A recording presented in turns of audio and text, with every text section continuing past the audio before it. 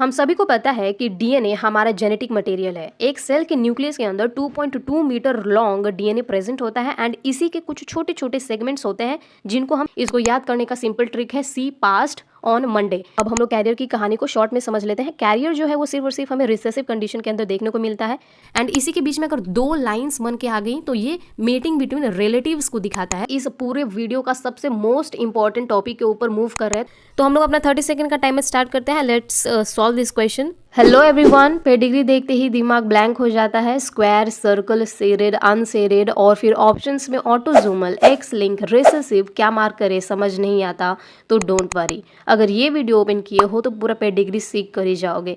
पूरे internet plus previous years में पूछे क्वेश्चंस को आज हम समझेंगे और सॉल्व करेंगे। बस कुछ रूल याद रखो एंड हर क्वेश्चन सॉल्व होगा, ये मैं नहीं, ये आप खुद बोलेंगे। सो एंड तक बने रहिए, वीडियो ध्यान से देखिएगा और एक कॉपी पेन अपने साथ में रखिए। आई बेट पेडिग्री पर आपका ये लास्ट वीडियो रहेगा।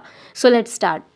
हम सभी को पता है कि डीएनए हमारा जेनेटिक मटेरियल है। एक सेल के न्यूक्लियस के अंदर 2.2 मीटर लॉन्ग डीएनए प्रेजेंट होता है एंड इसी के कुछ छोटे छोटे सेगमेंट्स होते हैं जिनको हम जीन बोलते हैं। एक जीन एक प्रोटीन बनाएगा एंड एक पर्टिकुलर कैरेक्टर को कंट्रोल करेगा।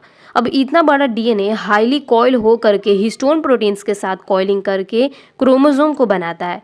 ह्यूमंस के अंदर टोटल 46 क्रोमोसोम होता है जिसको हम 23 पेयर्स बोल सकते हैं। 23 पेयर्स में वो प्रेजेंट होते हैं, मतलब एक क्रोमोसोम की 2 कॉपीज होती हैं। 1 से लेकर के 22 पेयर का जो क्रोमोसोम है उसको ऑटोजोम्स बोलते हैं एंड लास्ट वाला जो पेयर है 23 पेयर वाला क्रोमोसोम उसको एलोजोम बोलते हैं या फिर सेक्स क्रोमोसोम बोलते हैं। फीमेल है तो XX होगा एंड अगर मेल है तो XY होगा। अब इसी डीएनए के अंदर कोई भी म्यूटेशन या फिर चेंज आता है तो एक नॉर्मल इंसान के अंदर डिसऑर्डर्स देखने को मिलती हैं जिनको हम लोग बोलते हैं जेनेटिक डिसऑर्डर। तो ये जो ब्रॉडर कैटेगरी है जेनेटिक डिसऑर्डर, ये 2 कैटेगरीज में ग्रुप हो सकती हैं। पहला मेंडेलियन डिसऑर्डर और दूसरा है क्रोमोसोमल डिसऑर्डर। मैंने आपको जीन बताया था ना, अब उस जीन के अंदर अगर कोई म्यूटेशन होता है तो वो मेंडेलियन डिसऑर्डर्स के अंदर आएगा एंड ये जो है क्योंकि जीन के अंदर यहाँ पे म्यूटेशन हुआ है तो ये ट्रांसमिट होगा to offspring on the same line. मतलब अगर हमारे ग्रैंड पेरेंट्स में था कोई डिजीज एंड उसके बाद वो ट्रांसमिट होगा टू पेरेंट्स एंड देन हम में, तो ये ट्रांसमिट होगा to the offspring on the same line. And क्योंकि ये ट्रांसमिट हो रहा है हम लोग इसको आसानी से पेडिग्री एनालिसिस के थ्रू, पेडिग्री चार्ट के थ्रू ट्रेस कर सकते हैं। सो मेंडेलियन डिसऑर्डर्स होता है due to mutation in a single gene, whereas chromosomal disorder की होता है जब भी क्रोमोसोम के अंदर एबनॉर्मल अरेंजमेंट हो गया, स्ट्रक्चर में, क्रोमोसोम के स्ट्रक्चर में कोई चेंज आ जाता है, उसके अरेंजमेंट में अगर एबनॉर्मिलिटी आ जाती है, लेट से किसी इंडिविजुअल के अंदर क्रोमोसोम का नंबर बढ़ गया, किसी के अंदर कम हो गया, तो उस तरह के डिसऑर्डर्स को हम लोग बोलते हैं क्रोमोसोमल डिसऑर्डर्स। एनसीईआरटी में इसके 3 एग्जांपल्स दिए हुए हैं। पहला है डाउन सिंड्रोम। डाउन सिंड्रोम की होता है due to trisomy of 21st chromosome, मतलब 21 नंबर वाला जो क्रोमोसोम है उसमें 2 कॉपी के जगह 3 कॉपी हो जाती है उसकी, तो ट्राइजोमी होता है वो एंड उसको हम लोग बोलते हैं डाउन सिंड्रोम। दूसरा होता है क्लाइनफेल्टर सिंड्रोम। इसमें क्या होता है ना, किसी मेल के अंदर एक एक्स एक्स्ट्रा क्रोमोसोम बढ़ जाता है जिसकी वजह से 46 क्रोमोसोम की जगह उसके अंदर 47 क्रोमोसोम्स हो जाते हैं क्योंकि एक एक्स बढ़ जाता है। तीसरा है टर्नर सिंड्रोम। टर्नर सिंड्रोम में एक फीमेल के अंदर एक एक्स क्रोमोसोम जाता ही नहीं है तो एक्स 0 कंडीशन हो जाता है, जबकि एक्स एक्स होना चाहिए था लेकिन एक एक्स नहीं गया इसलिए एक्स 0 कंडीशन होता है तो 46 के जगह 45 क्रोमोसोम हो जाता है, तो that is Turner syndrome. Mendelian disorders के 3 मेन टाइप्स होते हैं। पहला एक्स लिंक रिसेसिव, दूसरा है ऑटोजोमल लिंक्ड रिसेसिव और तीसरा है autosomal linked dominant. X link recessive बीमारी क्या होती है, वो डिसऑर्डर जो एक्स क्रोमोसोम से लिंक होगा और रिसेसिव कंडीशन के अंदर एक्सप्रेस करेगा। रिसेसिव और ऑटोजोम हम लोग आगे पढ़ेंगे, ठीक है। तो एक्स लिंक रिसेसिव का जो डिसऑर्डर है ये इसके एग्जांपल्स है कलर ब्लाइंडनेस और haemophilia. Autosomal linked recessive disorder वो डिसऑर्डर होते हैं जो ऑटोजोम्स से लिंक होते हैं वो बीमारी एंड रिसेसिव कंडीशन में खुद को एक्सप्रेस करते हैं, मतलब 1 से लेकर के 22 क्रोमोसोम के ऊपर वो डिसऑर्डर प्रेजेंट होगा एंड रिसेसिव कंडीशन में खुद को एक्सप्रेस करेगा। इसके एग्जांपल है cystic fibrosis, phenylketonuria, albinism, sickle cell anaemia, SCA, thalassaemia और मस्कुलर डायस्ट्रॉफी। इसको याद करने का सिंपल ट्रिक है सी पास्ट ऑन मंडे। तो सी से हो जाएगा सिस्टिक फिब्रोसिस, पी से PKU, ए से एल्बिनिज्म, S से SCA, T से थैलासीमिया और M से मंडे का M मस्कुलर डायस्ट्रॉफी। एंड नेक्स्ट इसका टाइप है ऑटोजोमल डोमिनेंट, मतलब ये ऑटोजोमल से लिंक होगा एंड डोमिनेंट कंडीशन में ही ये खुद को एक्सप्रेस करेगा। इसका एग्जांपल है मायोटोनिक डायस्ट्रॉफी। अब हम देखेंगे कि मिनिमम रिक्वायरमेंट क्या है किसी भी डिसऑर्डर को डोमिनेंट या फिर रिसेसिव कहने के लिए। सबसे पहले इसको हम लोग मेंडल के क्रॉस से समझेंगे सिंपली। मेंडल के क्रॉस में जो पहला क्रॉस उन्होंने कराया था, टॉल पी प्लांट को उन्होंने डॉर्फ पी प्लांट के साथ में क्रॉस कराया, तो homozygous tall and homozygous dwarf उन्होंने लिया था। Capital T for tall and small T for dwarf. इनके गैमिट्स बने, कैपिटल टी से कैपिटल टी गैमिट बनेगा एंड स्मॉल टी से स्मॉल टी वाला गैमिट बनेगा। ये दोनों फ्यूज करते हैं, capital T small T zygote बनता है एंड इसको उन्होंने ग्रो कराया था। फर्स्ट फीलियर जनरेशन में उनको 100% टॉल पी प्लांट्स मिले थे। 100% टॉल पी प्लांट क्यों मिला? क्योंकि कैपिटल टी और स्मॉल टी वाला जाइगोट बना था। इसमें जो कैपिटल टी वाला अलील है वो डोमिनेट किया स्मॉल टी के ओवर, इसीलिए हमें टॉल पी प्लांट देखने को मिलता है। तो डोमिनेंट कंडीशन एक्सप्रेस करने के लिए एक कैपिटल टी होगा तो भी वो खुद को एक्सप्रेस करेगा। तो कैपिटल टी स्मॉल टी में कैपिटल टी एक रहा तो भी टॉल कैरेक्टर देखने को मिला एंड अगर कैपिटल टी प्रेजेंट होता तो भी टॉल ही हमको देखने को मिलता। बट रिसेसिव कंडीशन खुद को कब एक्सप्रेस करेगा? जब दोनों स्मॉल लेटर्स में प्रेजेंट होंगे, मतलब कि स्मॉल टी होगा तभी डॉर्फ वाला कंडीशन खुद को एक्सप्रेस करेगा। अब इसी से लिंक करके हम लोग x linked recessive, x linked dominant, autosomal recessive और ऑटोजोमल डोमिनेंट को समझेंगे। सबसे पहले है एक्स लिंक्ड रिसेसिव। इसका मतलब जो डिसऑर्डर है वो एक्स क्रोमोसोम से लिंक होगा एंड खुद को रिसेसिव कंडीशन में एक्सप्रेस करेगा। If we take example of colour blindness, तो अगर स्मॉल सी अलील फीमेल के दोनों एक्स क्रोमोसोम पर होगा तभी कलर ब्लाइंड फीमेल होगी, यानी एक्स सी कंडीशन। एंड क्योंकि मेल के पास एक ही एक्स क्रोमोसोम होता है तो वहाँ पर एक्स सी वाई कंडीशन में डिजीज्ड मेल होगा। अब एक इम्पॉर्टेंट बात, हम लोग क्वेश्चन सॉल्व करने के लिए बार बार C for colour blindness and H for haemophilia लिखने के बजाय सिंपली किसी भी डिजीज को दिखाने के लिए नॉट या जीरो से रिप्रेजेंट करेंगे, x0 या फिर x0y। Okay, now normal female को लिखने के दो तरीके होते हैं, XX और X0X। क्योंकि X0X में एक X पर म्यूटेड अलील प्रेजेंट है तो बीमारी तो नहीं होगी पर वो बीमारी की कैरियर होगी। क्वेश्चन में बहुत कम ही कैरियर को दिखाया जाता है। अगर कैरियर दिखाएगा तब तो कंफर्म है कि X0X लेंगे, पर अगर कुछ भी न कहा हो तो हम लोग नॉर्मल को भी कैरियर यानी X0X ही लिखेंगे। And XY for normal male. So X link recessive disorder में X0X0 डिजीज्ड फीमेल के लिए, X0X for normal female, X0Y for diseased male and XY for normal male लिखेंगे। अब एक्स लिंक्ड डोमिनेंट डिसऑर्डर का मतलब कि एक्स क्रोमोसोम से link होगा और डोमिनेंट कंडीशन में खुद को एक्सप्रेस करेगा, मतलब एक एक्स पर भी म्यूटेड अलील प्रेजेंट होगा तो बीमारी होगी। हैंस X0X एंड X0X0 दोनों होगा for diseased female, but question solve करते वक्त डिजीज्ड फीमेल को हम लोग X0X से लिखेंगे। अच्छा हाँ, डोमिनेंट में कोई कैरियर नहीं होता है, ये बात याद रखना। यहाँ एक पर भी अगर म्यूटेड अलील होगा तो बीमारी होगी, कैरियर का केस यहाँ नहीं होता है। अब नॉर्मल फीमेल के लिए XX लिखेंगे, डिजीज्ड मेल के लिए X0Y क्योंकि एक ही X है, और XY लिखेंगे नॉर्मल मेल के लिए। हेंस डिजीज्ड फीमेल के लिए X0X, डिजीज्ड मेल के लिए X0Y एंड नॉर्मल फीमेल के लिए XX एंड नॉर्मल मेल के लिए XY।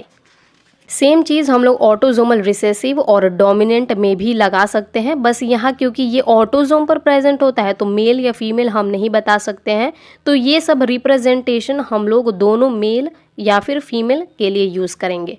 ऑटोजोम रिसेसिव डिसऑर्डर में स्मॉल ए अलील होगा तभी बीमारी होगी, एंड कैपिटल ए या फिर capital small a for normal male या फिर फीमेल लिखेंगे। क्वेश्चन सॉल्व करते वक्त हम लोग capital A small A he consider करेंगे, इसी को लिख करके हम लोग अपने क्वेश्चंस को सॉल्व करेंगे। डोमिनेंट के केस में एक भी कैपिटल ए आएगा तो डिजीज होगा, यानी डिजीज मेल या फीमेल को दिखाने के लिए कैपिटल ए स्मॉल ए या कैपिटल ए लिख सकते हैं, पर हम लोग कैपिटल ए स्मॉल ए लिखेंगे for disease and small a for normal.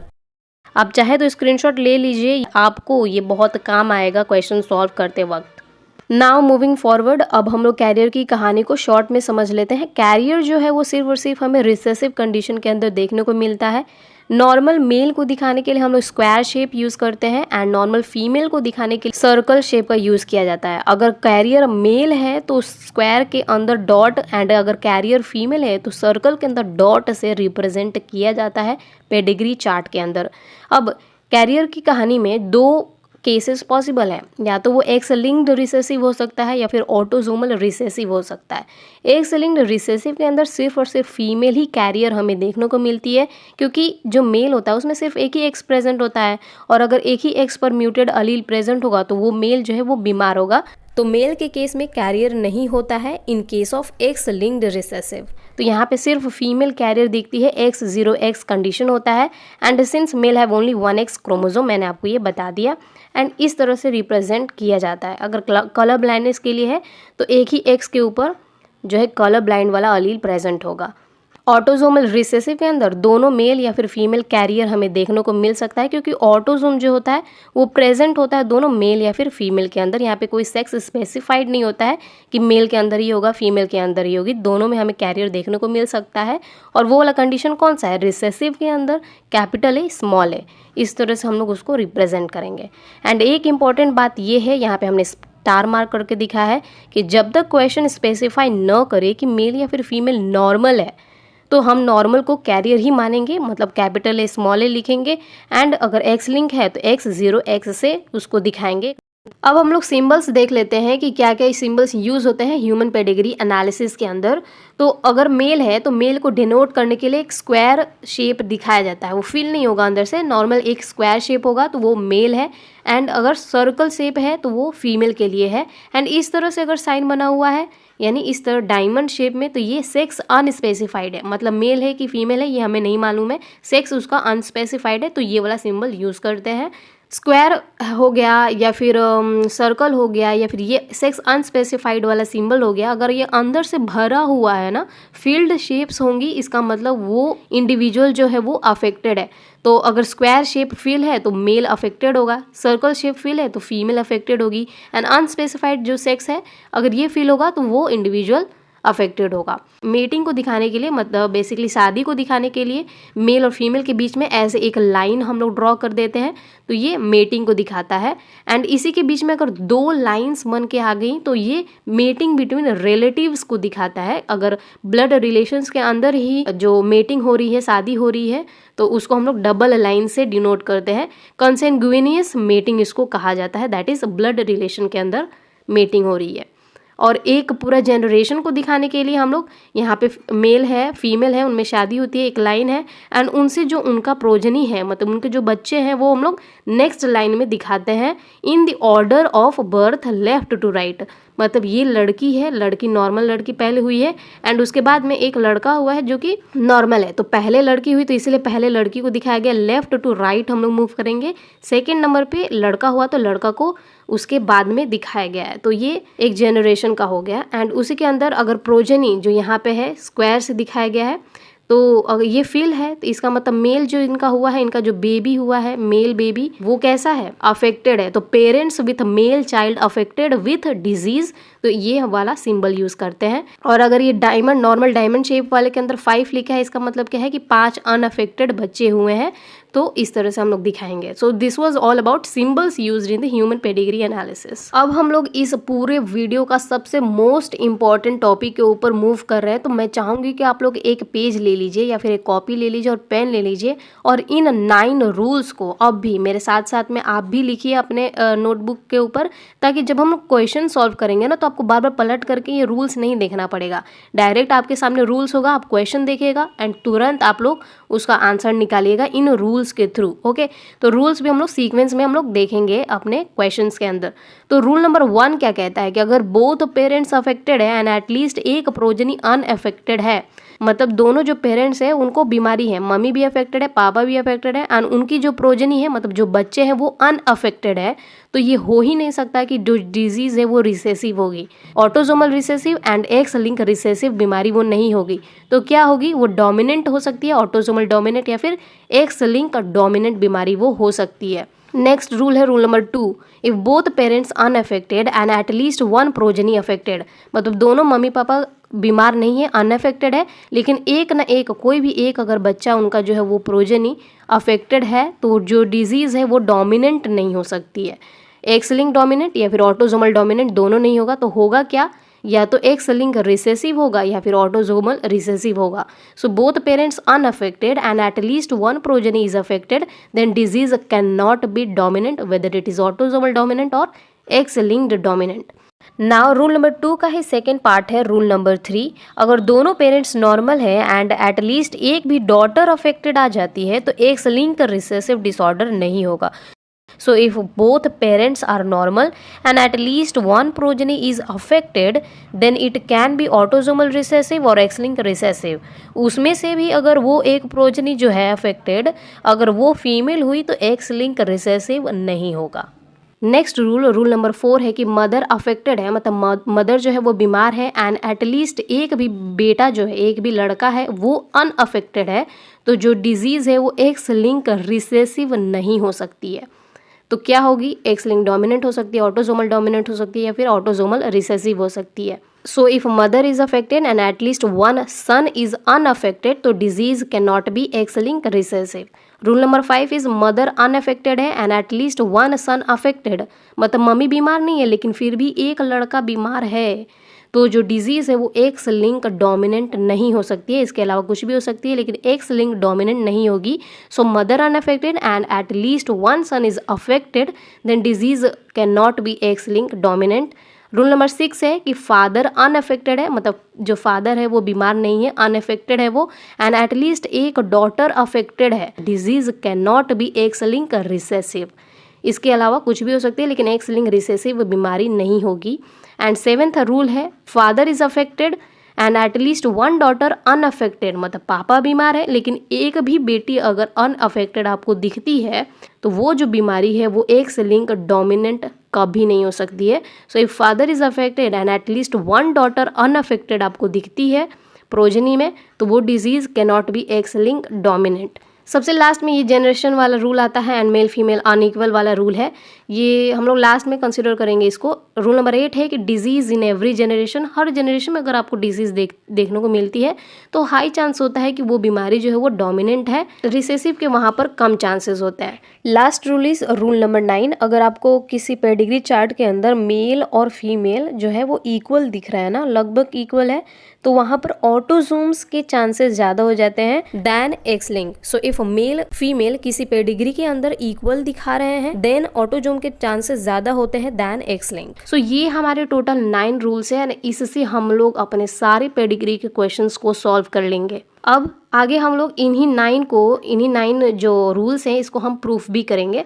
अगर आपको प्रूफ नहीं देखना है, आप चाहते कि आप डायरेक्ट इन रूल्स के बाद सीधा क्वेश्चंस अटेम्प्ट करें, तो आप टाइम स्टैम्प्स जो डिस्क्रिप्शन बॉक्स में दिया है, मैं कमेंट बॉक्स में भी उसको दे दूंगी, आप वहाँ टाइम स्टैम्प के थ्रू डायरेक्ट क्वेश्चन पर भी जा सकते हैं। बट जिनको इनका एक्सप्लेनेशन भी देखना है, प्रूफ भी देखना है, वो आगे बने रहिए। पहले हम लोग अपने पहले रूल को एक्सप्लेन करते हैं। पहला रूल था कि both parents affected and at least एक प्रोजेनी अनअफेक्टेड है, तो डिजीज जो वो है वो एक्स लिंक रिसेसिव या फिर ऑटोजोमल रिसेसिव नहीं हो सकती है।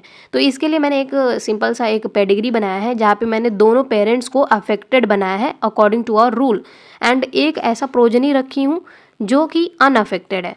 तो बीमारी क्या नहीं हो सकती है, एक्स लिंक रिसेसिव या फिर ऑटोजोमल रिसेसिव। सबसे पहले हम लोग एक्स लिंक रिसेसिव के लिए चेक करेंगे, क्योंकि यहाँ पे जो फीमेल है और मेल है अफेक्टेड है एंड बीमारी एक्स लिंक रिसेसिव है, let's say if it is x link recessive, तो बीमार फीमेल के लिए हम लोग क्या डिनोट करेंगे, X0 क्योंकि रिसेसिव कंडीशन है एंड फीमेल बीमार है, एंड मेल के लिए X0 Y से डिनोट करेंगे क्योंकि बीमार मेल है।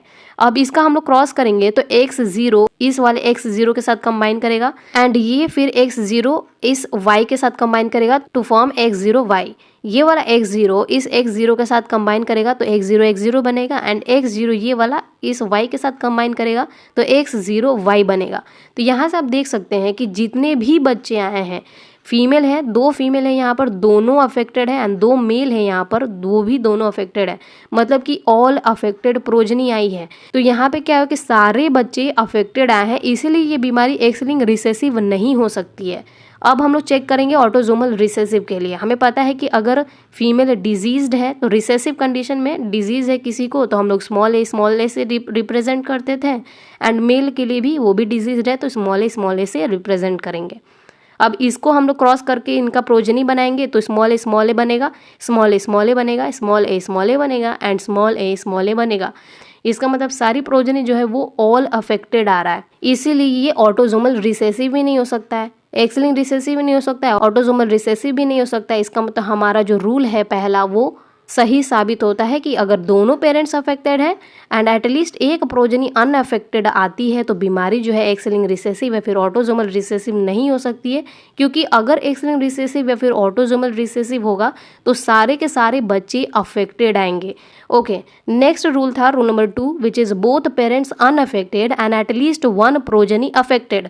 तो इसका मैंने पेडिग्री बनाया है जहाँ पे दोनों पेरेंट्स को अनअफेक्टेड दिखाया है एंड एटलीस्ट एक ऐसा प्रोजनी मैंने यहाँ पे रखा है जो कि अफेक्टेड है। अब हम लोग इसका क्रॉस करके समझेंगे तो क्या नहीं हो सकता था, एक्स लिंक डोमिनेंट या फिर ऑटोसोमल डोमिनेंट नहीं हो सकता था। सबसे पहले हम लोग एक्स लिंक डोमिनेंट के लिए समझेंगे। तो क्योंकि यहाँ पर फीमेल जो है वो अनअफेक्टेड है तो अनअफेक्टेड फीमेल के लिए एक्स लिंक डोमिनेंट कंडीशन में हम लोग क्या लिखेंगे, एक्स लिखेंगे, एंड मेल भी अनअफेक्टेड है तो उसके लिए एक्स वाई लिखेंगे। क्रॉस करेंगे तो एक्स इस एक्स के साथ कंबाइन करके एक्स बनाएगा, ये एक्स वाई के साथ कंबाइन करके एक्स वाई बनाएगा, एंड ये वाला एक्स एक्स के साथ कंबाइन करके एक्स एंड यही वाला एक्स वाई के साथ कंबाइन करके एक्स वाई बनाएगा। तो यहाँ से आप देख सकते हैं कि सारे के सारे जो मेल हैं और फीमेल हैं सब के सब अनअफेक्टेड आए हैं, मतलब कि कोई भी यहाँ पे अफेक्टेड नहीं मिलेगा इंडिविजुअल। और हमारा रूल क्या कह रहा था कि एटलीस्ट एक प्रोजनी अफेक्टेड होनी चाहिए, लेकिन एक्स लिंक डोमिनेंट में तो यहाँ पे एक भी अफेक्टेड नहीं आ रहा है, इसका मतलब कि ये एक्स लिंक डोमिनेंट नहीं होगा इस वाले प्रॉपर रूल के लिए। ऑटोसोमल डोमिनेंट के लिए चेक करते हैं, एंड क्योंकि बीमारी ऑटोसोमल डोमिनेंट है और नॉर्मल फीमेल है तो हम लोग नॉर्मल फीमेल को स्मॉल ए से दिखाएंगे एंड नॉर्मल मेल को स्मॉल ए से दिखाएंगे। इनका क्रॉस करेंगे तो सारे के सारे बच्चे स्मॉल ए वाले मिलेंगे, मतलब कोई भी इसमें से अफेक्टेड नहीं आएगा। जबकि रूल के हिसाब से एक प्रोजनी अफेक्टेड होनी चाहिए थी, लेकिन यहाँ पे तो एक भी प्रोजनी ऐसा नहीं आता है जो अफेक्टेड है। तो ये रूल हमारा साबित सही होता है कि if both parents unaffected and at least एक प्रोजनी अफेक्टेड है तो बीमारी can not be X link dominant या फिर ऑटोसोमल डोमिनेंट। नेक्स्ट रूल था कि if both parents unaffected and at least one female या फिर daughter is affected then disease can not be X link recessive. यहाँ पर हमने रूल के अकॉर्डिंग पेडिग्री बनाया है। अब एक्स लिंक रिसेसिव चेक करेंगे तो मदर नॉर्मल है तो हम लोग X0X लिखेंगे एंड नॉर्मल मेल के लिए XY। क्रॉस करेंगे तो X0X, X0Y, XX, XY बनेगा। साफ साफ दिखाई दे रहा है कि एक भी फीमेल अफेक्टेड नहीं आ रही है। इसका मतलब अगर कहीं बोथ पेरेंट्स नॉर्मल हैं और अगर एक भी बेटी अफेक्टेड दिखाया गया है तो वो एक्स लिंक रिसेसिव नहीं होगा। नेक्स्ट रूल है रूल नंबर 4। यहाँ पे हमने क्या कहा था कि अगर मदर अफेक्टेड है एंड एटलीस्ट एक भी बेटा अनअफेक्टेड आ जाता है तो जो बीमारी है it can not be X link recessive. इसको हम लोग इस पेडिग्री से समझेंगे। जो हमारा रूल है उसको हम लोग पेडिग्री के फॉर्म में कन्वर्ट कर दिए हैं। यहाँ पे हमने क्या किया है, मदर को अफेक्ट कर दिया है एंड एटलीस्ट एक बेटा यहाँ पे मैंने रखा है ये वाला जो कि अनअफेक्टेड है। अब हम लोग चेक करेंगे कि ये एक्स लिंक रिसेसिव क्यों नहीं हो सकता है। तो क्योंकि ये रिसेसिव कंडीशन है एंड डिजीज्ड फीमेल है तो इसके लिए हम लोग X0 दोनों पर दिखाएंगे 0 एंड मेल जो है नॉर्मल है तो XY रहेगा। इसका क्रॉस बनाएंगे तो X0X, X0Y, X0X और X0Y बनेगा। तो यहाँ से आप देख सकते हैं कि जितने के जितने बेटे आ रहे हैं ऑल सन अफेक्टेड आ रहे हैं, लेकिन हमारे रूल के हिसाब से क्या था कि एटलीस्ट एक बेटा अनअफेक्टेड आना चाहिए था। लेकिन अगर हमने एक्स लिंक रिसेसिव कंसिडर किया तो सारे के सारे बेटे जो हैं वो अफेक्टेड आ रहे हैं। So it can not be X link recessive. So if mother is affected and at least one son is unaffected then the disease cannot be X-linked recessive. Next rule है रूल नंबर 5। तो mother unaffected है and at least one son is affected तो disease क्या नहीं हो सकती है, it can not be X-linked dominant. तो उसको हम लोग पेडिग्री के फॉर्म में देखते हैं। मदर को हमने अनअफेक्टेड दिखाया है, फादर को अफेक्टेड दिखा दिया है एंड इसके जो प्रोजनी बन रहे हैं वो ये हैं। Why it can not be X link dominant, इसका हम लोग अगर क्रॉस बनाते हैं तो जो फीमेल है वो अनअफेक्टेड है and X link dominant condition है तो एक्स हम लोग लेंगे। मेल जो है वो अफेक्टेड है तो X0Y लेंगे और इसका क्रॉस बनाएंगे तो X0XY XX0 और XY आ रहा है। यहाँ हम देखें तो एक भी सन अफेक्टेड नहीं है, नो सन इज़ अफेक्टेड, इसलिए if mother is unaffected and अगर एक भी सन अफेक्टेड दिखाएगा तो पक्का है कि वो पेडिग्री एक्स लिंक डोमिनेंट नहीं होगी। अगला रूल है रूल नंबर 6। यहाँ पे क्या है कि फादर अनअफेक्टेड है and at least one daughter is affected, तो disease can not be X link recessive, क्योंकि इस पेडिग्री के हिसाब से फीमेल डिजीज है एंड हमने एक्स लिंक रिसेसिव कंसिडर किया है, तो इसके लिए X0 लिखेंगे एंड नॉर्मल मेल के लिए XY, क्रॉस से X0X, X0Y, X0X, X0Y बनेगा। क्या यहाँ एक भी डॉटर्स अफेक्टेड आई हैं? नहीं। तो अगर फादर अनअफेक्टेड है यानी नॉर्मल है तो एटलीस्ट एक भी डॉटर अफेक्टेड है तो एक्स लिंक रिसेसिव नहीं होगा, बिकॉज एक्स लिंक रिसेसिव के केस में एक भी डॉटर अफेक्टेड नहीं होगी। Last rule number 7 is father is affected and at least one daughter is unaffected, then disease can not be X link dominant, क्योंकि अगर एक्स लिंक डोमिनेंट हुआ तो इस पेडिग्री से ये क्रॉस आप देख सकते हैं कि सारी डॉटर जो है वो अफेक्टेड आएंगी, इसलिए it can not be X link dominant. So इतना टाइम लगा के मैंने सिर्फ आपको प्रूफ करने के लिए ये सारे शॉर्ट ट्रिक्स को एक्सप्लेन किया ताकि आपको ये ना लगे कि इसको रट्टा करना है हमें। सो यही 9 रूल्स, इनमें से फर्स्ट 7 रूल्स से आपका मैक्सिमम क्वेश्चन सॉल्व हो जाएगा। बस रूल्स को खोल के रखिए अपने सामने। अब क्वेश्चन नंबर 1 से स्टार्ट करते हैं। ओके, सो क्वेश्चन नंबर 1 से स्टार्ट करते हैं। बेसिकली हमें यहाँ पे एक पेडिग्री दी हुई है एंड इसको हमें आइडेंटिफाई करना है कि ये क्या है, ऑटोसोमल रिसेसिव है, एक्स लिंक रिसेसिव है, ऑटोसोमल डोमिनेंट है या फिर एक्स लिंक डोमिनेंट है। तो हम लोग अपना 30 सेकंड का टाइमर स्टार्ट करते हैं। Let's solve this question. देखते हैं हम लोग कितने सेकंड में इसको सॉल्व कर पाते हैं। तो रूल्स के हिसाब से हम लोग जाएंगे। Okay, so let's start. यहाँ पे हम लोग देख सकते हैं कि बोथ पेरेंट्स अनअफेक्टेड है एंड एटलीस्ट एक प्रोजनी यहाँ पर है जो कि अफेक्टेड है, तो डिजीज क्या नहीं हो सकती है, एक्स लिंक डोमिनेंट और ऑटोसोमल डोमिनेंट नहीं हो सकता है। तो क्या होगा, ऑटोसोमल रिसेसिव होगा या फिर एक्स लिंक रिसेसिव। इसमें से भी एक्स लिंक रिसेसिव नहीं होगा क्योंकि बोथ पेरेंट्स अनअफेक्टेड है एंड एटलीस्ट एक भी बेटी अगर आएगी तो एक्स लिंक रिसेसिव नहीं होगा। तो हमारा क्या आंसर जाएगा, ऑटोसोमल रिसेसिव। यस, हमारा आंसर है option number A, autosomal recessive. यहाँ पर अगर मैं आपको डिस्क्राइब करूँ तो हमने टोटल 2 रूल्स लगाए हैं। सबसे पहले हम लोग इसमें रूल नंबर 2 को लगाए हैं, both parents unaffected and at least one progeny अगर अफेक्टेड है तो डिजीज जो होगी वो डोमिनेंट नहीं होगी, ऑटोसोमल डोमिनेंट या फिर एक्स लिंक डोमिनेंट। तो इसको हमने ऐसे काट दिया। एंड यहाँ पर हमने रूल नंबर 3 भी लगाया है जहाँ पर बोथ पेरेंट्स नॉर्मल है एंड एटलीस्ट एक भी डॉटर अफेक्टेड है तो it can not be X link recessive. तो इस तरह से हमने इन तीनों ऑप्शंस को काट दिए एंड हमारा आंसर आएगा ऑटोसोमल रिसेसिव। नेक्स्ट क्वेश्चन है क्वेश्चन नंबर 2। यहाँ पर भी हमें एक पेडिग्री दिया हुआ है एंड हमें आइडेंटिफाई करना है कि क्या ये पेडिग्री ऑटोसोमल डोमिनेंट है, एक्स लिंक रिसेसिव है, एक्स लिंक डोमिनेंट है या फिर both A and C. A and C मतलब ऑटोसोमल डोमिनेंट भी एंड एक्स लिंक डोमिनेंट भी। तो हम लोग इसको चेक करेंगे। यहाँ पर आप देख सकते हैं कि यहाँ पे एक फीमेल अफेक्टेड है एंड एटलीस्ट एक यहाँ पे सन है जो कि अनअफेक्टेड है, तो रूल नंबर हमारा 4 लगेगा यहाँ पर, जहाँ पे इफ़ फीमेल इज अफेक्टेड मतलब if mother is affected and at least one son is unaffected तो डिजीज क्या नहीं होगी, एक्स लिंक रिसेसिव नहीं होगी। तो और 2 हमारे कौन से बच रहे हैं, ऑटोसोमल डोमिनेंट और एक्स लिंक डोमिनेंट। इन्हीं दोनों में से कोई एक होगा या फिर दोनों हो सकता है, क्योंकि हमारे ऑप्शन में ऑप्शन नंबर डी में बोथ ए एंड सी भी ऑप्शन है। अब यहाँ पर एक इम्पॉर्टेंट टिप आप याद रखिए कि जब भी हम लोग ऑटोजोम और एक्स लिंक के अंदर कंफ्यूज होंगे ना, उसके अंदर हम लोग फंसे हुए उन 2 ऑप्शंस के अंदर, तो सबसे पहले हम लोग एक्स लिंक वाला ऑप्शन को चेक करेंगे, क्रॉस बना करके देखेंगे कि क्या ये सेटिस्फाई कर रहा है या फिर नहीं, क्योंकि ऑटोजोम्स का सक्सेसफुल होने का चांस काफ़ी हाई होता है, क्योंकि ऑटोजोम्स हम जानते हैं कि इसमें मेल फीमेल नहीं स्पेसिफाई रहता है। अगर एक भी डिजीज़ आता है तो वो डिजीज़ मेल या फिर फीमेल दोनों हो सकती है, दोनों के लिए हम लोग उसको यूज़ कर सकते हैं। लेकिन ऐसा एक्स लिंक में नहीं होता है। एक्स लिंक में अगर मेल अफेक्टेड है तो वो मेल ही अफेक्टेड होगा, उसको हम लोग फीमेल के लिए नहीं लिख सकते हैं। सो अगर ऑटोजोम और एक्स लिंक में हम लोग कन्फ्यूज़ हैं तो सबसे पहले हम लोग एक्स लिंक के लिए चेक करेंगे क्रॉस बना करके कि क्या वो उसको सेटिस्फाई कर रहा है या फिर नहीं। सो यहाँ पर हम लोग एक्स लिंक डोमिनेंट के लिए चेक करेंगे, क्योंकि एक्स लिंक रिसेसिव तो वैसे भी कट गया है। तो एक्स लिंक डोमिनेंट के लिए अगर हम यहाँ पर क्रॉस बना करके देखेंगे तो अगर ये पेडिग्री एक्स लिंक डोमिनेंट की होगी तो यहाँ पे क्योंकि फीमेल अफेक्टेड है तो इस अफेक्टेड फीमेल के लिए हम लोग X0X लेंगे एंड इस नॉर्मल मेल के लिए XY लेंगे। अगर हम लोग इसका क्रॉस बनाएंगे तो X0X, X0Y, XX और XY बनेगा। अब हम इसको चेक करेंगे, यहाँ जो पेडिग्री में प्रोजेनी दिया हुआ है इससे चेक करेंगे कि क्या ऐसा हमारे क्रॉस बनाने पर भी आ रहा है या नहीं। तो यहाँ पे एक नॉर्मल फीमेल आई है, क्या हमारे क्रॉस से आया है नॉर्मल फीमेल? हाँ आया है। यहाँ पे एक अफेक्टेड मेल है, तो क्या हमारे क्रॉस से अफेक्टेड मेल आया है? हाँ ये रहा, यहाँ से आया है।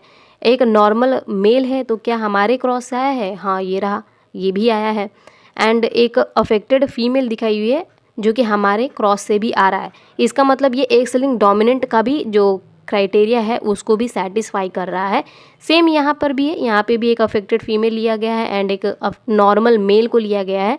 तो यहाँ से भी सेम यही वाला क्रॉस बनेगा। तो एक नॉर्मल मेल भी आ रहा है, एक अफेक्टेड फीमेल भी आ रही है और एक नॉर्मल मेल आ रहा है, यानी यहाँ भी ये सेटिस्फाई कर रहा है। इस वाले जनरेशन के लिए हम लोग अगर देखें तो यहाँ पे नॉर्मल मेल है और नॉर्मल फीमेल, तो इसके लिए लेंगे XY और इसके लिए लेंगे XX, इसका क्रॉस बनाएंगे।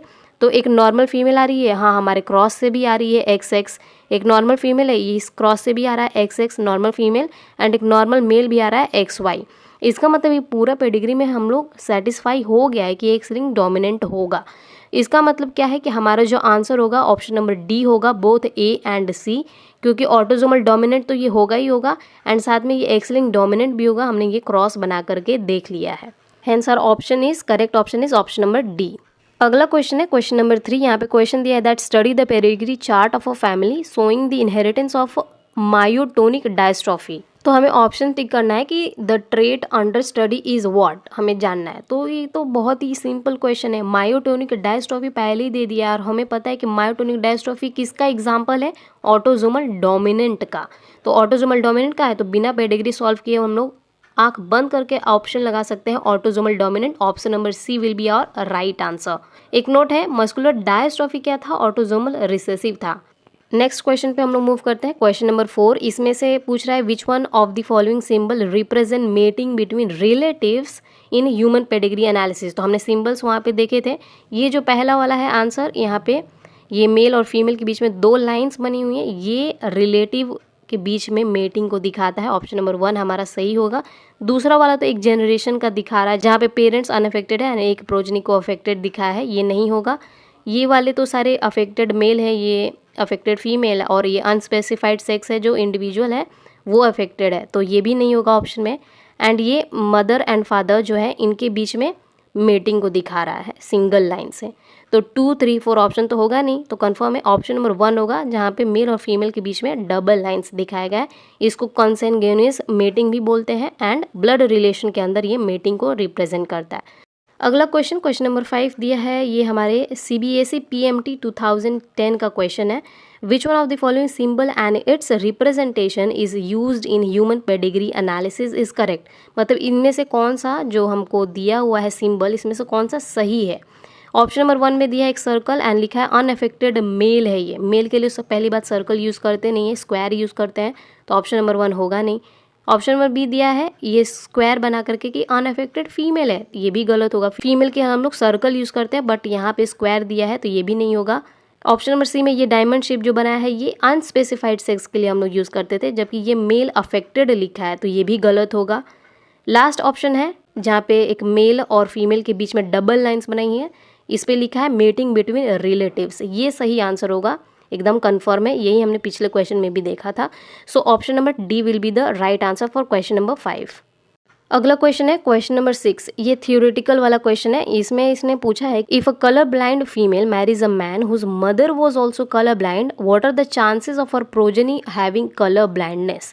तो इसमें क्या दिया है कि एक फीमेल कलर ब्लाइंड फीमेल है जो कि मैरी कर रही है एक आदमी से, मैन से, जिसकी मम्मी जो थी वो कलर ब्लाइंड थी। मतलब यहाँ पे मैन का नहीं बताया है कि वो कलर ब्लाइंड है कि नहीं है, उसका बताया कि उस जो आदमी है उसकी मम्मी कलर ब्लाइंड थी। तो अब इसको निकालने के लिए कि मैन का क्या रिप्रेजेंटेशन होगा, ये कलर ब्लाइंड है या नहीं है, हम लोग सिंपली क्रॉस करेंगे। कलर ब्लाइंडनेस क्या है? Recessive X link recessive disorder है, एंड रिसेसिव डिसऑर्डर में अगर फीमेल अफेक्टेड है तो X0 से हम लोग रिप्रेजेंट करते हैं। तो मदर क्या थी? कलर ब्लाइंड थी, तो X0 से लिखेंगे, एंड फादर को हम लोग नॉर्मल लिखेंगे XY, क्योंकि इसमें नहीं दिया है कि फादर कैसे, तो हम लोग नॉर्मली लेंगे उसको। तो X0 XY इसका हम लोग क्रॉस करेंगे, तो X0 इस X के साथ कंबाइन करके X0X, फिर X0 इस Y के साथ कंबाइन करके X0Y, ये वाला X0X इस X के साथ कंबाइन करके X0X, और ये वाला X0 इस Y के साथ कंबाइन करके X0Y बनाएगा। तो यहाँ हम लोग साफ साफ देख सकते हैं कि जितने भी मेल आ रहे हैं वो सारे के सारे कलर ब्लाइंड है। X0Y आ रहा है, तो all male are colour blind. तो इससे हमें ये पता चलता है कि जो वो मैन है ना, जिसकी मदर कलर ब्लाइंड थी, वो मैन कैसा होगा, कलर ब्लाइंड होगा, क्योंकि इस क्रॉस से हमें पता चल रहा है कि जितने भी मेल्स होंगे वो कलर ब्लाइंड होंगे। तो of course this man is also colour blind. अब ये वाला मैन से शादी कर रही है एक कलर ब्लाइंड फीमेल, तो क्योंकि जो कलर ब्लाइंड फीमेल है X0 ये मैरी कर रही है इस मैन से जो कि X0Y है, तो इसको हम लोग क्रॉस करेंगे तो X0 आएगा, X0Y आएगा, X0 आएगा, X0Y आएगा। तो यहाँ से हम देख सकते हैं जितनी भी फीमेल और मेल सारी की सारी अफेक्टेड आ रही हैं, मतलब इनके शादी से सारे के सारे बच्चे प्रोजेनी आर कमिंग अफेक्टेड। इसीलिए हमारा आंसर क्या आएगा, 100% आंसर आएगा ऑप्शन नंबर 4, बिकॉज इनके शादी से सारी की सारी प्रोजनी अफेक्टेड आ रही हैं। नेक्स्ट क्वेश्चन है बहुत फेमस क्वेश्चन नंबर 7। ये हमारे नीट 2025 के अंदर आया हुआ क्वेश्चन है। क्वेश्चन क्या है कि with the help of a given pedigree, जो यहाँ पे पेडिग्री दी हुई है, find out the probability for the birth of a child having no disease and being a carrier. मतलब कि हमें प्रोबेबिलिटी बताना है ऐसे चाइल्ड का जो कि डिजीज नहीं है लेकिन वो कैरियर है, ऐसा कितना परसेंट चांस है F3 जनरेशन के अंदर, वो हमें निकालना है। तो F3 जनरेशन यहाँ पे लिखा हुआ ये वाला लाइन है F3 जनरेशन। तो इनके पेरेंट्स से हम लोग सबसे पहले देखेंगे, इनको क्रॉस करा के देखेंगे कि क्या प्रोजनी आ रही है, एंड उसमें हम लोग देखेंगे कि कौन सा कैरियर है। तो यहाँ पे फीमेल जो सर्कल के अंदर डॉट बना है, इसका मतलब ये फीमेल क्या है, कैरियर है, हमने स्टार्टिंग में पढ़ा था। तो इसके लिए हम लोग X0X कंसिडर करेंगे। मेल यहाँ पर अफेक्टेड दिखा रहा है तो X0Y, इसका क्रॉस करेंगे तो X0 बनेगा, X0Y बनेगा, XX0 बनेगा और XY बनेगा। हमसे क्या पूछा था कि find the probability of a child having no disease and being a carrier. तो यहाँ पे हमें ये वाली एक फीमेल दिख रही है XX0, क्योंकि ये कैरियर है, इसके एक ही X के ऊपर अलील प्रेजेंट है, तो ये क्या है, कैरियर है। इसमें हमें ये नहीं बताना है कि फीमेल है या मेल है, हमें बस बताना है कि चाइल्ड की क्या प्रोबेबिलिटी है। तो ये एक चाइल्ड यहाँ पे हमें मिल रहा है जो कि कैरियर है, मतलब कि इन 4 बच्चे में से एक ऐसा बच्चा है जिसको डिजीज नहीं है एंड वो कैरियर है, यानी 1/4 आएगा हमारा answer. Hence option number 1 will be the right answer, 1/4। Next question है क्वेश्चन नंबर 8। यहाँ पर पूछा है study the pedigree chart given below, what does it show. हमें इन ऑप्शन से मैच करना है। तो सबसे पहले यार आप खुद इसमें आइडेंटिफाई कर लीजिए कि ये चार्ट कौन से डिसऑर्डर का टाइप है, एक्स लिंक रिसेसिव है, ऑटोसोमल रिसेसिव है, या फिर जो भी है। अब क्योंकि यहाँ पे बोथ पेरेंट्स अनअफेक्टेड है एंड एट लीस्ट यहाँ पे एक प्रोजनी है जो कि अफेक्टेड आ रही है, तो क्या होगा हमारा आंसर, ऑटोसोमल रिसेसिव होगा। क्वेश्चन नंबर 1 में ही हमने डिस्कस किया था, तो इसका आंसर क्या होगा, ऑटोसोमल रिसेसिव। तो इसके हिसाब से हम लोग अपने ऑप्शंस को मैच करते हैं। ऑप्शन नंबर ए दिया है that inheritance of a condition like phenylketonuria as an autosomal recessive trait. ये तो हमारा आंसर है कि ये किसका पेडिग्री है, ऑटोसोमल रिसेसिव का। तो पहला ऑप्शन तो सही है कि ये किसको दिखा सकता है, एक ऐसा कंडीशन जो कि फिनाइलकीटोन्यूरिया है as an autosomal recessive trait. Option number B दिया है that the pedigree chart is wrong, ये तो हो ही नहीं सकता है। ऑप्शन नंबर सी दिया है that inheritance of a recessive sex linked disease like haemophilia. Option number C भी नहीं हो सकता है, क्योंकि हमने पढ़ा था कि बोथ पेरेंट्स अनअफेक्टेड है एंड एटलीस्ट एक भी डॉटर अफेक्टेड आ जाती है, तो वो एक्स लिंक रिसेसिव नहीं होगा। तो inheritance of recessive sex link disease जैसे कि हीमोफीलिया ये नहीं हो सकता है।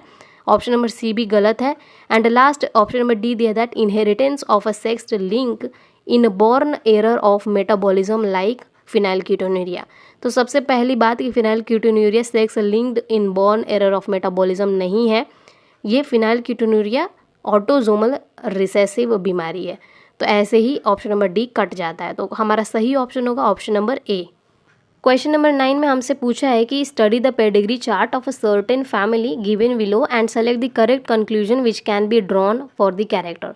मतलब ये एक पेडिग्री दिया हुआ है एंड इसके अकॉर्डिंग हमें ऑप्शंस दिया है, हमें सेलेक्ट करना है कि इन ऑप्शंस में से कौन सा ऑप्शन इसके लिए, इस पेडिग्री के लिए फिट बैठेगा।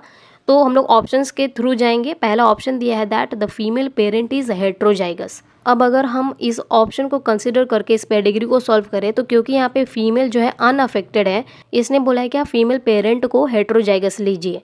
तो क्योंकि फीमेल पेरेंट अनअफेक्टेड है और हम इसको हेट्रोजाइगस लेंगे, इसका मतलब कंफर्म है कि बीमारी रिसेसिव होगी, क्योंकि डोमिनेंट में हेट्रोजाइगस अगर प्रेजेंट होगा तो वो अफेक्टेड हो जाएगी। तो हेट्रोजाइगस यहाँ पे हम लोग कंसिडर करेंगे capital A small a and male affected है तो इसको हम लोग स्मॉल ए से लिखेंगे।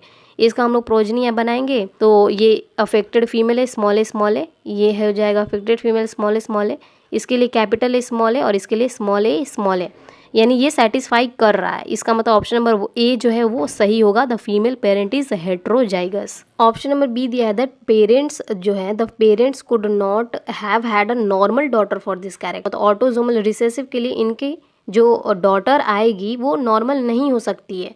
ऑफ कोर्स ये ऑप्शन गलत है क्योंकि एक नॉर्मल फीमेल भी आ सकती है, क्योंकि अगर हम कैपिटल स्मॉल ए और स्मॉल का क्रॉस करेंगे तो एक स्मॉल ए तो आएगा ही। अब वो स्मॉल ए तो कुछ भी हो सकता है, मेल भी हो सकता है, फीमेल भी हो सकता है। तो ये जो पेरेंट्स है इनकी एक नॉर्मल डॉटर आ सकती है। ऑप्शन नंबर सी है that the trait under study could not be colour blindness. तो ये जो हम लोग ट्रेट है स्टडी कर रहे हैं इस पेडिग्री के थ्रू, वो कलर ब्लाइंडनेस नहीं हो सकता है, ऐसा ऑप्शन कह रहा है। हम लोग चेक करके देखते हैं कि वो कलर ब्लाइंडनेस होगा या फिर नहीं होगा।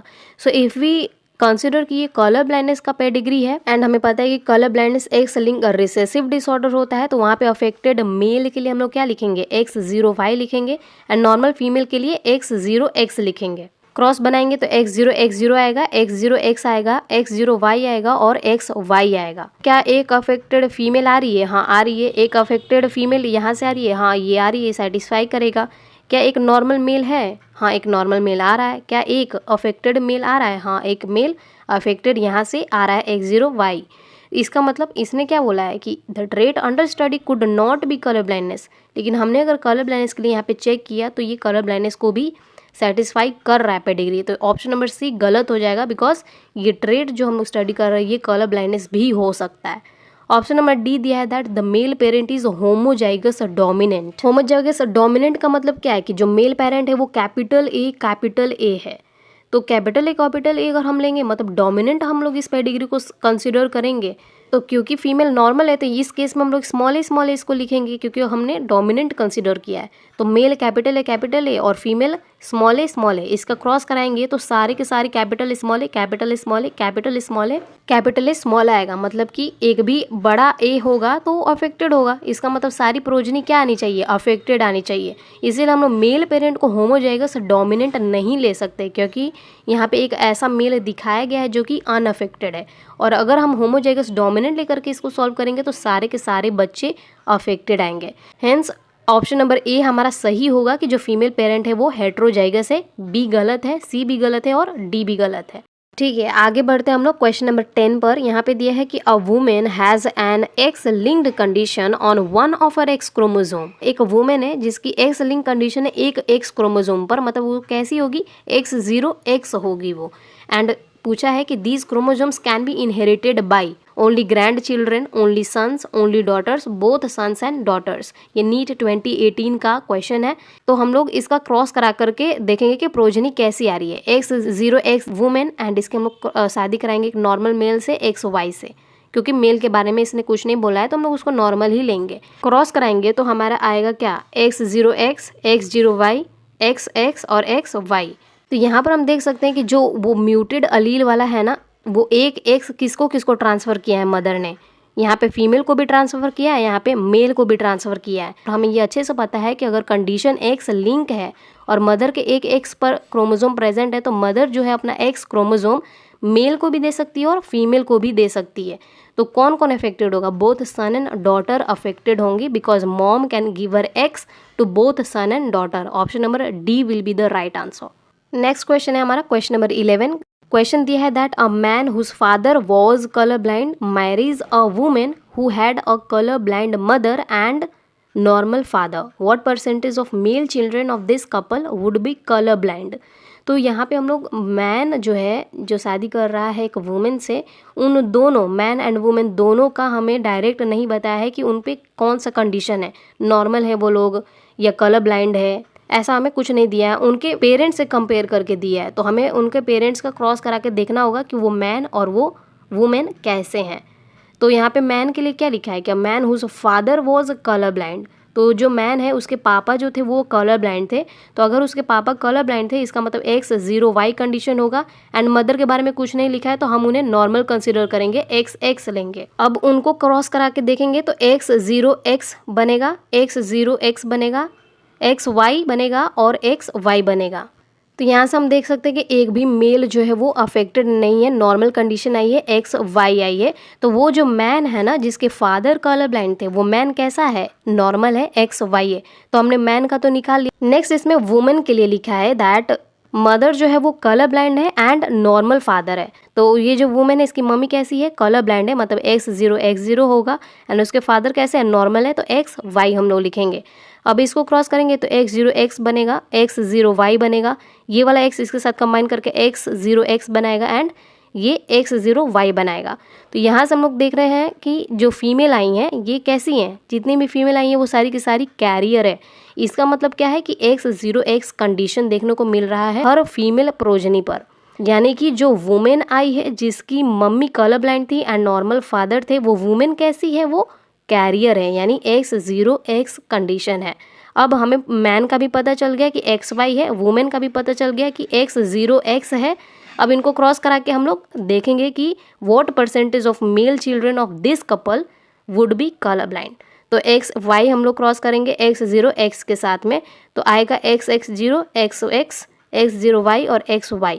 तो हम यहाँ से देख सकते हैं कि ये जो दो मेल चिल्ड्रन है इसमें से एक मेल चिल्ड्रन जो आया है वो अफेक्टेड है। इसका मतलब 1/2 प्रोबेबिलिटी आई है, यानी कि 50% प्रोबेबिलिटी है कि अगर ये मैन वुमेन मैरी करते हैं तो इनका जो मेल चाइल्ड होगा वो कलर ब्लाइंड होगा, उसके 50% होने की चांसेस है। इसका मतलब option number C will be the right answer. Next question है क्वेश्चन नंबर 11। यहाँ पे भी हमें टाइप ऑफ पेडिग्री को आइडेंटिफाई करना है। ऑप्शंस हमें दिए हुए हैं। सबसे पहले यहाँ पे देखो यहाँ पे नॉर्मल मेल फीमेल दिखा है, यानी नॉर्मल पेरेंट्स एंड एक अफेक्टेड चिल्ड्रन है, यानी कंफर्म है कि ऑटोजोमल रिसेसिव का चार्ट है। सेम कंसेप्ट है क्वेश्चन नंबर 1 की तरह, तो इसका आंसर हो जाएगा option number A, autosomal recessive. एक बार अगर एक जगह पे आपने वो कैच कर लिया ना, पकड़ लिया, तो कंफर्म है कि वो पूरी पेडिग्री ही ऑटोजोमल रिसेसिव होगी। आगे बढ़ते हैं हम लोग क्वेश्चन नंबर 13 पर। इसका क्वेश्चन है कि हमें करेक्ट मैच इसमें से ढूंढना है। कौन सा करेक्ट मैचिंग है इसमें से, इन 4 ऑप्शंस में से। नीट 2020 फेज 1 का ये क्वेश्चन है। इसमें ऑप्शन नंबर ए में दिया है कि फेनिलकेटोन्यूरिया क्या है, ऑटोजोमल डोमिनेंट ट्रेट है। बिल्कुल भी नहीं, फेनिलकेटोन्यूरिया ऑटोजोमल डोमिनेंट नहीं होती है, ये ऑटोजोमल रिसेसिव होती है। ऑप्शन नंबर बी में दिया है कि सिकल सेल अनीमिया कैसा है, ऑटोजोमल रिसेसिव ट्रेट है, क्रोमोजोम नंबर 11 पर ये होता है। बिल्कुल ऑप्शन नंबर बी सही है। हमें पता है कि sickle cell anaemia autosomal recessive trait है और ये क्रोमोजोम नंबर 11 पर म्यूटेशन होने की वजह से होता है। हमने ऑटोजोमल रिसेसिव का ट्रिक पढ़ा था, सी पास्ट ऑन मंडे, उसमें से एस जो था सिकल सेल अनीमिया के लिए था। इसका मतलब ये ऑटोजोमल रिसेसिव होगा। बिल्कुल सही है। ऑप्शन नंबर सी थैलेसीमिया दिया है, एक्स लिंक्ड है। बिल्कुल गलत है, ये एक्स लिंक्ड नहीं, ऑटोजोमल रिसेसिव होता है। एंड हीमोफीलिया वाई लिंक्ड बोला है, जो कि ये भी गलत है, हीमोफीलिया एक्स लिंक होता है। तो इसलिए हमारा करेक्ट ऑप्शन होगा ऑप्शन नंबर बी। यहीं पर क्वेश्चन नंबर 14 है, विच of the following most appropriately describe haemophilia. तो हमें अच्छे से पता है कि हीमोफीलिया क्या है, एक्स लिंक रिसेसिव डिसऑर्डर है। तो ऑप्शन नंबर सी में ये ऑप्शन दिया हुआ है, तो इसलिए correct option is option number C. अगला क्वेश्चन नंबर 15 में दिया है that if a colour blind man marries a woman who is homozygous for a normal color vision, the probability of their son being color blind is। तो साफ साफ समझ आ रहा है कि जो मैन है वो कलर ब्लाइंड है, मतलब X0Y कंडीशन है, और वो मैरी कर रहा है एक वुमेन के साथ जो कि होमोजाइगस है नॉर्मल कलर विजन के लिए। मतलब वो कलर ब्लाइंड नहीं है, वो होमोजाइगस है। होमोजाइगस मतलब XX कंडीशन है। तो ये जब मैरी करते हैं तो इनमें प्रोबेबिलिटी हमें बतानी है सन बीइंग कलर ब्लाइंड। तो X0Y और XS को हम लोग क्रॉस करके बनाएंगे तो X0X बनेगा, X0X बनेगा, XY बनेगा और XY बनेगा। तो यहाँ से हम लोग देख सकते हैं कि जो जितने भी मेल आ रहे हैं XY ये जो मेल है ये एक भी अफेक्टेड नहीं आ रहा है। हमसे क्या पूछा था कि क्या probability of their son being colour blind. तो यहाँ पे हमने देख सकते हैं 0 प्रोबेबिलिटी है, 0% चांस है कि उनका जो मेल चाइल्ड होगा वो अफेक्टेड होगा। Option number B will be the right answer. Next question number 16 ये बोल रहा है that if both parent are carriers for thalassaemia. Thalassaemia क्या है, ऑटोजोमल रिसेसिव डिसऑर्डर है। एंड वो जो बोथ पेरेंट्स मैरी कर रहे हैं वो कैसे हैं, वो कैरियर्स हैं, मतलब capital A small a condition है। इसमें बोल रहा है कि what are the chances of pregnancy resulting in an affected child. तो अफेक्टेड चाइल्ड होने की कितनी % प्रोबेबिलिटी है। तो कैपिटल ए स्मॉल ए ये दोनों पेरेंट्स है जो कि मैरी करेंगे तो इनकी जो प्रोजनी आएगी, जो बच्चे बनेंगे, वो उनका क्या चांसेस है, capital A capital A, capital A small A, capital A small A और स्मॉल ए स्मॉल ए। तो इसमें से अफेक्टेड चाइल्ड की क्या प्रोबेबिलिटी है, इन चार में से यही एक है स्मॉल ए वाला जो कि अफेक्टेड होगा। इसका मतलब 1/4 चांसेस है, यानी कि 25% चांस है कि जो चाइल्ड आएगा वो अफेक्टेड होगा। तब option number C is right. अब एक और क्वेश्चन आ गया है, क्वेश्चन नंबर 17। ऐसे ही हमने कई सारे क्वेश्चन कर लिए हैं, तो ये क्वेश्चन नंबर 17 आपके लिए होमवर्क रहेगा। आप इसको कमेंट बॉक्स में कमेंट करिएगा इसका आंसर। नेक्स्ट क्वेश्चन पे अब हम लोग मूव करते हैं, क्वेश्चन नंबर 18। क्वेश्चन नंबर 18 में ये एक पेडिग्री दी हुई है एंड हमसे पूछा है द पेडिग्री चार्ट इंडिकेट कर रहा है। ऑप्शन नंबर ए में है डोमिनेंट एक्स लिंक को, ऑप्शन नंबर बी में है recessive X link, option number C में है Y linked, option number D है बोथ बी एंड सी। सबसे पहले तो ये वाई लिंक्ड नहीं होगा, ऑप्शन नंबर सी को तो ऐसे ही काट दो, क्योंकि वाई लिंक होगा मतलब कि वाई से वाई क्रोमोसोम पर बीमारी प्रेजेंट होगी। तो वाई क्रोमोसोम पर बीमारी प्रेजेंट है तो वाई वाला क्रोमोसोम जिसमें भी जाएगा वो मेल होगा। तो इस पूरे पेडिग्री में केवल हमें मेल्स अफेक्टेड दिखने चाहिए थे, लेकिन यहाँ पे मेल फीमेल दोनों अफेक्टेड है, तो वाई लिंक तो होगा ही नहीं। और यहाँ से एक्स लिंक रिसेसिव भी नहीं होगा, because if mother is affected and at least एक भी सन अनअफेक्टेड दिखाता है जैसे यहाँ पे दिखाया हुआ है, तो डिजीज क्या नहीं हो सकती है, एक्स लिंक रिसेसिव नहीं हो सकती है। इसका मतलब वाई लिंक तो होगा ही नहीं, option number C cut. B भी नहीं होगा, रिसेसिव एक्स लिंक भी नहीं होगा, क्योंकि यहाँ पे मदर अफेक्टेड है एंड एक ऐसा बेटा दिखा दिया जो कि अनअफेक्टेड है। इसका मतलब क्या होगा, option number A will be the right answer, dominant X link. Next question है क्वेश्चन नंबर 19। बहुत ही छोटा सा क्वेश्चन है, ये तो सारे लोग आंसर इसका दे देंगे। क्वेश्चन है that the family pedigree of queen Victoria shows a number of hemophilic descendant as she was।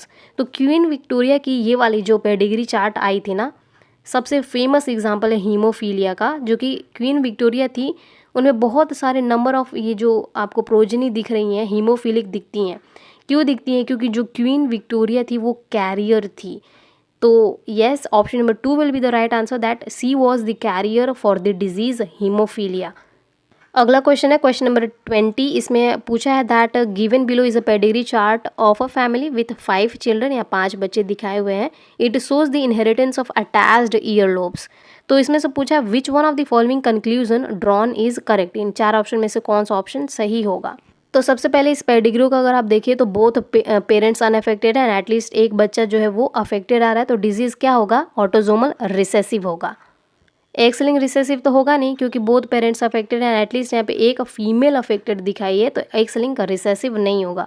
तो क्या होगा, ऑटोजोमल रिसेसिव होगा। आइए अब ऑप्शंस को देखते हैं। ऑप्शन नंबर 1 दिया है that the parents are homozygous recessive. Option number 1 गलत है, क्योंकि ये पेडिग्री किसकी है, ऑटोजोमल रिसेसिव की, एंड नॉर्मल मेल और फीमेल दिया है, तो इसको हम लोग कैसे लिखेंगे, कैपिटल ए स्मॉल ए से लिखेंगे। तो ये हेट्रोजाइगस है, ना कि होमोजाइगस रिसेसिव। तो ऑप्शन नंबर 1 गलत है। ऑप्शन नंबर 2 है the trait is Y link, बिल्कुल गलत, वाई लिंक ये है नहीं। ऑप्शन नंबर 3 है the parents are homozygous dominant, ये भी गलत है। होमोजाइगस डोमिनेंट मतलब कि पेरेंट्स कैसे होंगे, कैपिटल ए होंगे, ये भी गलत है। ऑप्शन नंबर 4 है द पेरेंट्स आर हेट्रोजाइगस, ये बिल्कुल सही है, जो पेरेंट्स है वो हेट्रोजाइगस है, capital A small A, capital A small A.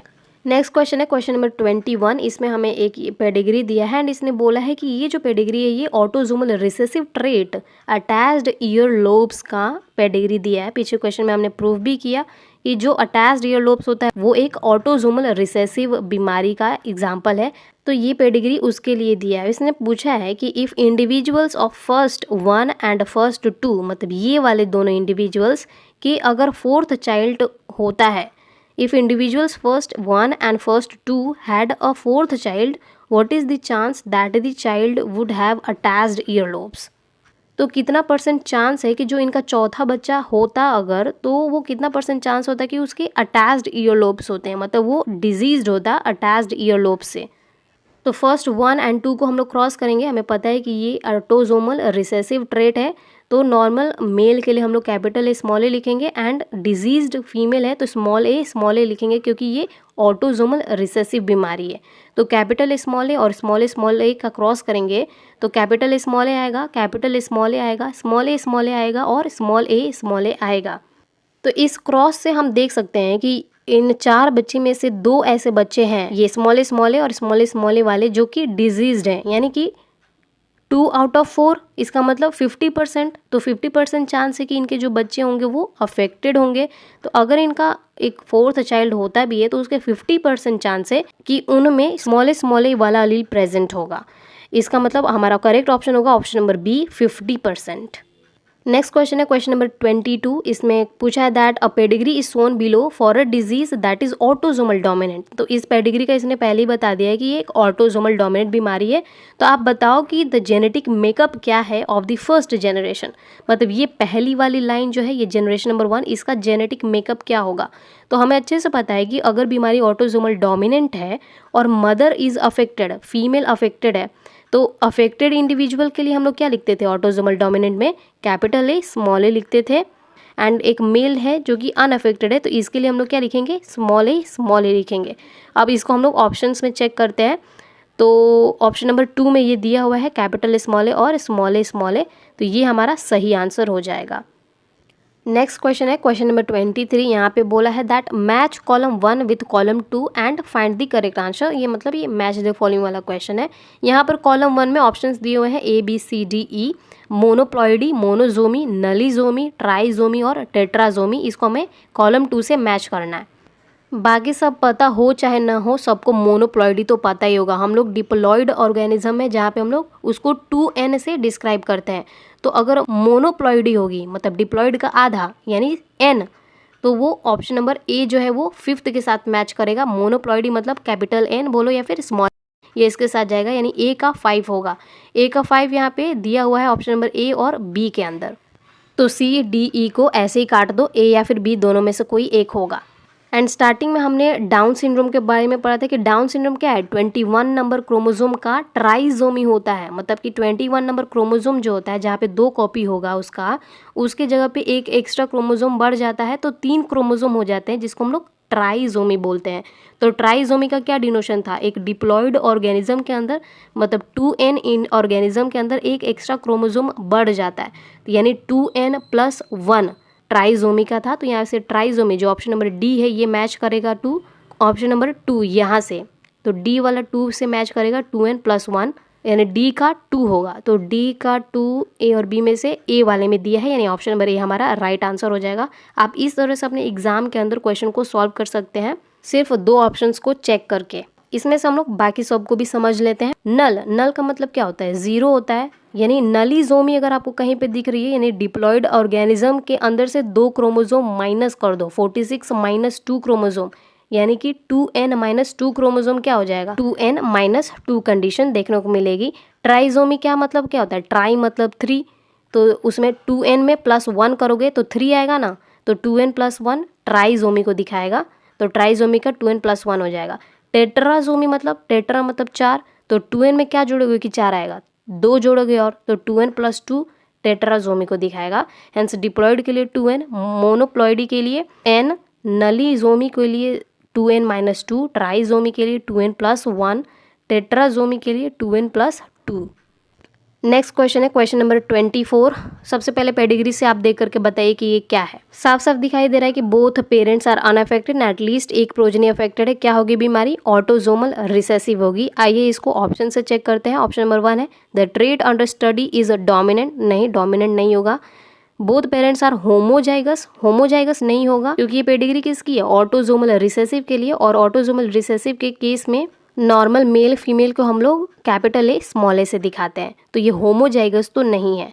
Option number 3 है the trait can be x linked recessive disease like haemophilia, तो ये हीमोफीलिया नहीं होगा, एक्स लिंक्ड रिसेसिव नहीं होगा, क्योंकि हमने रूल नंबर 3 में पढ़ा था कि both parents unaffected and at least एक फीमेल अफेक्टेड आती है, तो एक्स लिंक रिसेसिव नहीं होगा। ऑप्शन नंबर 4 है the trait depicted is autosomal recessive like cystic fibrosis, बिल्कुल सही है। हमने अभी स्टार्टिंग में ही बताया कि ये ऑटोजोमल रिसेसिव का पेडिग्री है। Hence option number 4 is the right answer. Next question is question number 25। Question number 25 में पूछा है that inheritance of which of the following trait is shown in the above, यानी यही बिलो गिवन क्रॉस। तो इसमें कौन सा हमें इनहेरिटेंस मिल रहा है, क्या ये एक्स लिंक डोमिनेंट ट्रेट है, एक्स लिंक रिसेसिव ट्रेट है, ऑटोजोमल रिसेसिव है, ऑटोजोमल डोमिनेंट है। ऑटोजोम तो होगा नहीं, साफ साफ यहाँ पे एक्स वाई एक्स एक्स लिखा है, ऐसा हम लोग ऑटोजोम्स के केस में नहीं लिख सकते, वहाँ सेक्स स्पेसिफाई नहीं रहता है, हम लोग कैपिटल ए स्मॉल ए से डिनोट करते हैं। तो ऑटोजोम तो ये होगा नहीं क्योंकि एक्स वाई इस तरह से करके रिप्रेजेंट किया गया है। अब ये डोमिनेंट भी नहीं होगा क्योंकि हमें पता है यहाँ पे एक कैरियर वुमेन भी दिखाई है, यहाँ पे कैरियर डॉटर भी दिखाई है, और कैरियर सिर्फ और सिर्फ रिसेसिव कंडीशन में पॉसिबल होता है। तो एक्स लिंक डोमिनेंट होगा ही नहीं क्योंकि डोमिनेंट के केस में कैरियर नहीं होता है। इसका मतलब क्या हुआ, option number B is the right answer, X linked recessive trait. Next question number 26, ये दिया है that in the following pedigree chart the mutant trait is. Basically हमें ये पेडिग्री के बारे में बताना है कि ये क्या है, जो ये ट्रेट इस तरह से जा रहा है, मेल में आया है यहाँ पे फिर मेल में, तो ये कौन सा इनहेरिटेंस को शो कर रहा है। बहुत ज़्यादा इजी है, साफ साफ समझ में आ रहा है अगेन कि both parents unaffected and at least एक progeny is affected, then it will be what, autosomal recessive. इसका मतलब हमारा correct option is option number D, recessive and autosomal. Recessive condition है एंड ऑटोजोम पर प्रेजेंट है, ऑटोजोमल रिसेसिव।